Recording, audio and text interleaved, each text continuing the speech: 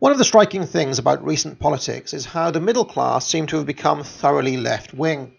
It was notable that as they lost their heartlands in the north of England in the general election, the Labour Party's only gain was in Putney, an area in which the median wage is £70,000. I have long had a theory that what we are seeing is not a political phenomena, but a religious one, and that this strata of the middle class, who cleave to social justice, are a modern manifestation of what one might call the Puritan spirit. Because I'm literally a communist. One can see it, for example, in William Shakespeare's Twelfth Night, in which two knights, Sir Toby and Sir Andrew, are united with two members of the lower orders, Feste the clown and Maria the servant, who serves in the court of Olivia, who is a noblewoman, against one of the middling sort, Malvolio, who is described in the play as a kind of Puritan. The play is set during the festive period of Christmas. Let's watch a little bit. Come begin. Hold thy peace, thou knave knight. Hold thy peace, thou knave knight. Hold thy peace, thou knave knight. Hold thy peace, thou hold thy peace, thou. What a caterwauling do you keep here? If my lady have not called up her steward Malvolio and bid him turn you out of doors, never trust me. My lady's a Catayan. We are politicians. Malvolio's a peg of rams. And 3 million, and 3 million, and 3 million. Am I not consanguineous? Am not I of her blood, tilly belly? Lady, that dwelt a merry Babylon. Lady. Oh, beshrew me, the knight's in admirable fooling. Aye, he does well enough if he be disposed, but so do I too. He does it with a better grace, but I do it more naturally. Oh, 12th of December. My true love said to me, fine gold, fine gold. Love of God, peace. My masters, are you mad? Or what are you? Have you no wit, manners, nor honesty, but to gabble like tinkers at this time of night? Do you make an ale house of my lady's house, that you squeak out your cosiest catches without any mitigation or remorse of voice? Is there no respect of place, persons, nor time in you? We did keep time, sir, in our catches. Neck up. Sir Toby, I must be round with you. My lady bade me tell you that though she harbours you as her kinsman, she's nothing allied to your disorders. If you can separate yourself and your misdemeanours, you are welcome to the house. If not, and it would please you to take leave of her, she's very willing to bid you farewell. Farewell, dear heart, since I must needs be gone. Good Sir Toby. His eyes do show his days are almost done. Is it even so? But I will never die. Sir Toby, there you lie. This is much credit to him. I bid him go and spare not. No! No, no, you dare not. Out of tune, sir, you lie. Art any more than a steward? Dost thou think because thou art virtuous there shall be no more cakes and ale? Yes, by St. Anne. And ginger shall be hot in the mouth, too. You're right.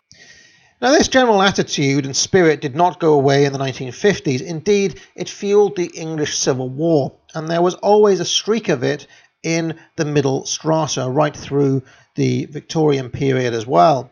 One can see it in the figure of Jeremy Corbyn himself, especially in the footage here. He seems a prig and, well, a kind of Puritan, especially when contrasted with the Falstaffian and Sir Toby-like figure of Boris Johnson. One of the films that captures the essence of this sort of puritanical middle class, and a personal favourite of mine, is Mike Leigh's Nuts in May.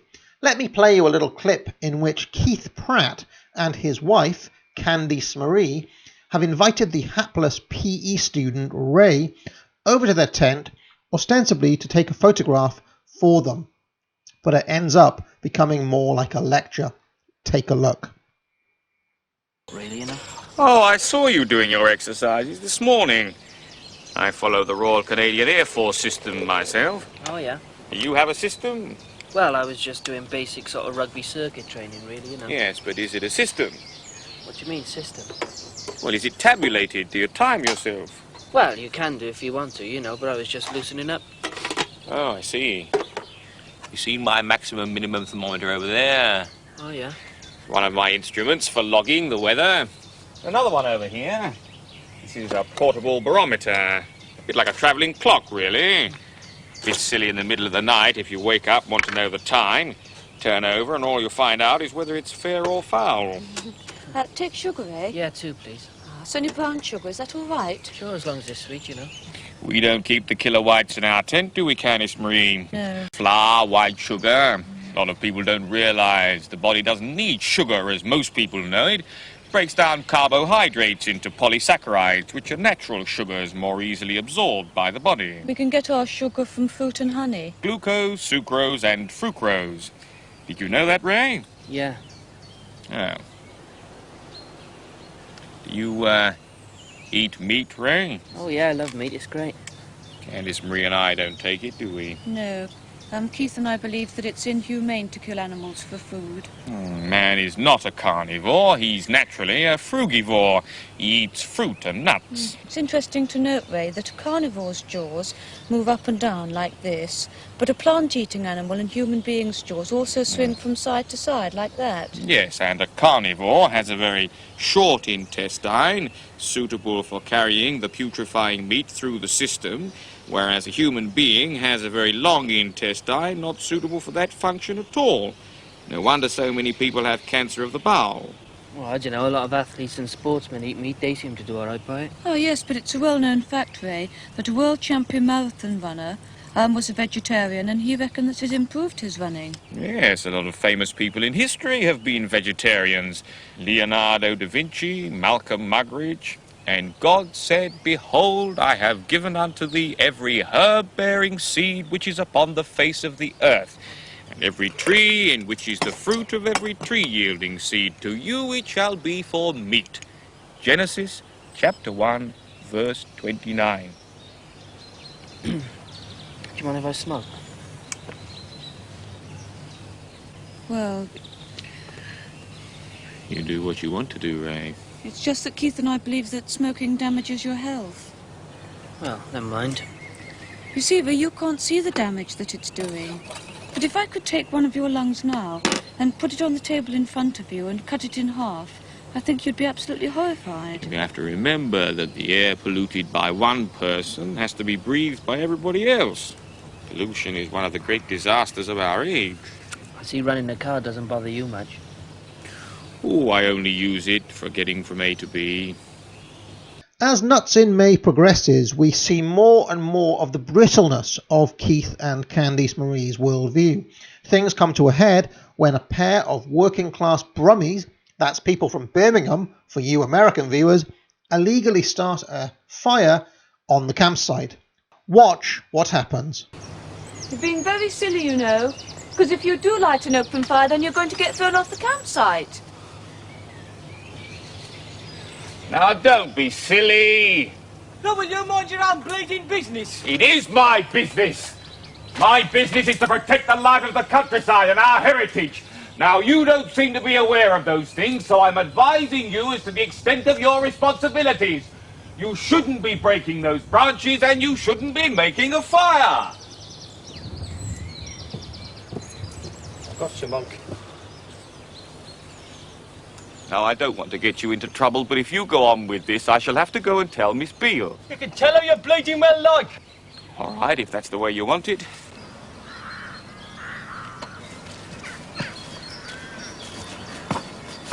And Miss Beale doesn't seem to be around, and so I'm assuming responsibility. But you didn't look for her, did you? Yes, I did, and she's not there. Now, stop what you're doing. No. What the bleeding hell do you think you were? I'm a good citizen who's aware of his responsibilities. You're a bloody comedian, mate. No, I'm not. Now, stop what you're doing. No. Look, I paid my money. You got no right to come telling me what to do. Oh, I've got every right. I have the power to arrest you if I wanted to. Now, stop making that fire. You copper. No, but every citizen has the right to arrest another citizen who's breaking the law. Now, be told. What law am I breaking? You're breaking the laws of the campsite and the laws of the country code.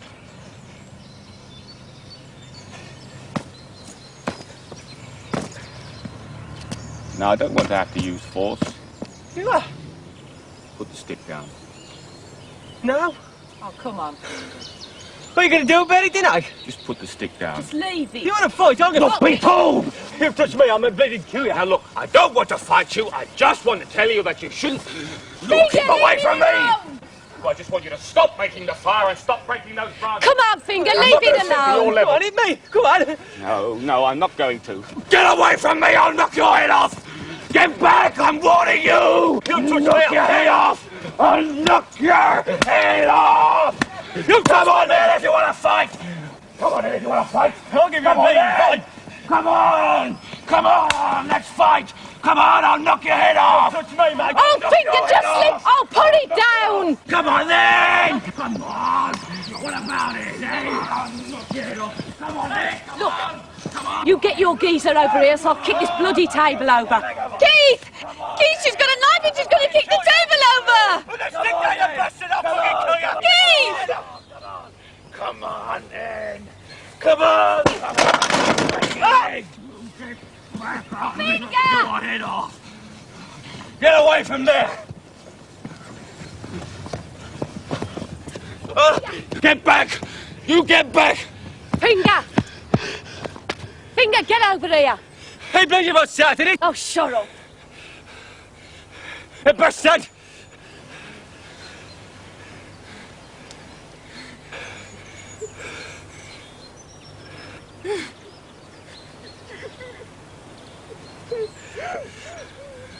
Bloody well crying now! Oh, shut up. Bloody well crying! Oh! So, how can we account for all of this?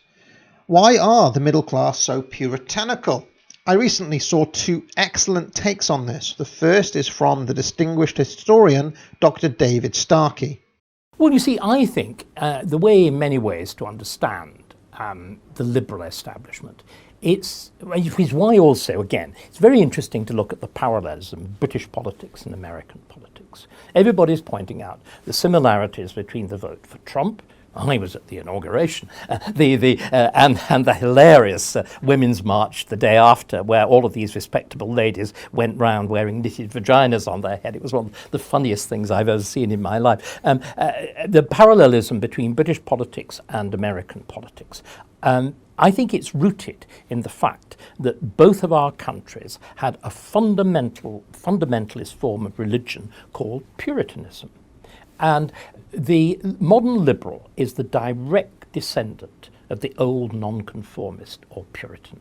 I was inoculated against this. I was describing a little bit about where I grew up. I was inoculated against this growing up in Kendal. My parents, although they were working class, were members of one of these extraordinary religious sects. They were Quaker.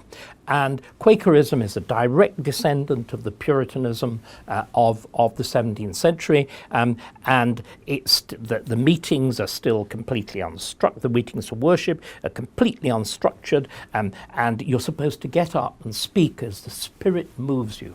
And even as an 11-year-old boy, I can remember sitting there in this very beautiful stripped room with the enormous round-headed Georgian windows and the pattern of light creeping over the floor, listening to these people and thinking, isn't it extraordinary that God reads the Manchester Guardian?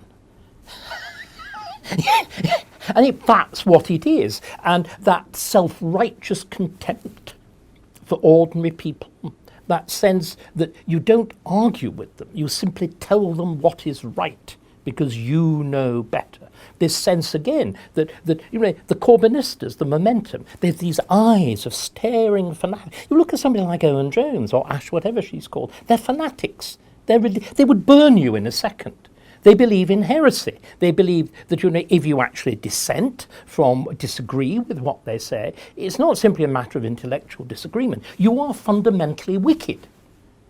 And they would put you in a gulag in a second. This is the authentic Puritan approach. This is, you know, why you have the witch trials in Salem, and is why this phenomenon of woke, this phenomenon of PC social justice, is really almost peculiar to the Anglo-Saxon world. You don't find anything like it in continental Europe. There's nothing that resembles it at all. And do you know what? What we've had, therefore, is just like a rerun of the Civil War.